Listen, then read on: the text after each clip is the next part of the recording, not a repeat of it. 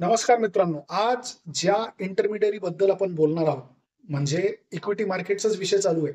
इंटरमिडियरी खूप सारे असतात. त्या इंटरमिडियरीला म्हणतात RTA. त्याचा फुल फॉर्म आहे रजिस्ट्रार अँड ट्रान्सफर एजंट. नक्की हा काय काम करतो, याचा रोल काय आणि याचा रोल कसा महत्वाचा आहे? बघा हा. भारतात जेवढ्या पण कंपनीज आहेत मित्रांनो, हे कंपनी कायदा 2013, त्याच्या अगोदर कंपनी कायदा 1956 होता, त्याच्या अगोदरही कंपनी कायदा होता. या कायद्याप्रमाणे कंपनीज फंक्शन करत असतात. त्यांचं डे टू डे वर्किंग त्या कायद्याप्रमाणे चालत असतं. आता या कायद्यात स्पष्ट म्हटलेलं आहे की कुठलीही कंपनीनी त्यांच्या शेअर होल्डरची एक लिस्ट रजिस्टर ठेवला पाहिजे. आता हे कंपनीला करणं कुठंतरी शक्यही आहे, थोडं किचकटही आहे. किचकट ह्याच्यासाठी आहे की बघा, इक्विटी मार्केटमध्ये रोज लोक शेअर मार्केटवर येतात, शेअर्सची खरेदी विक्री करतात. म्हणजे दर सेकंदाला कंपनीचे शेअर होल्डर्स चेंज होतात.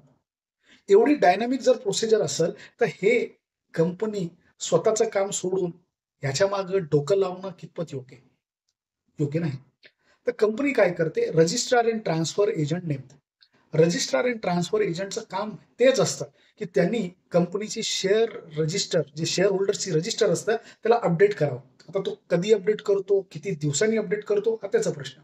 आपला प्रश्न काय? आपला प्रश्न असा आहे की याचं रोल काय?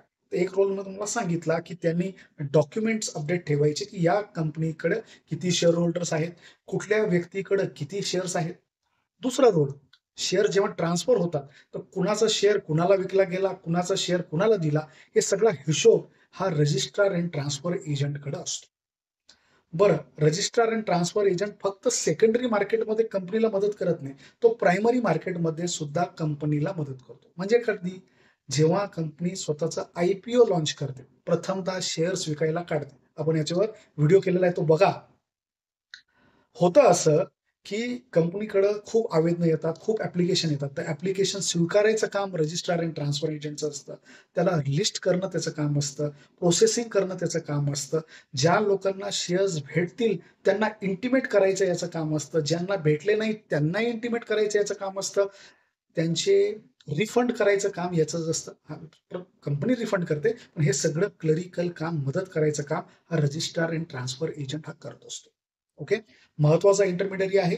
आज 2 मे 2024 रोजी सेबीच्या वेबसाईटवर 75 ऑर्गनायझेशन्स अशा होत्या जे रजिस्टर्ड आहेत सेबीकडं for registrar and transfer agent role. Okay. आज इथंच थांबूया. व्हिडिओला नक्की लाईक करा, शेअर करा, सबस्क्राईब करा. भेटत राहा. नमस्कार.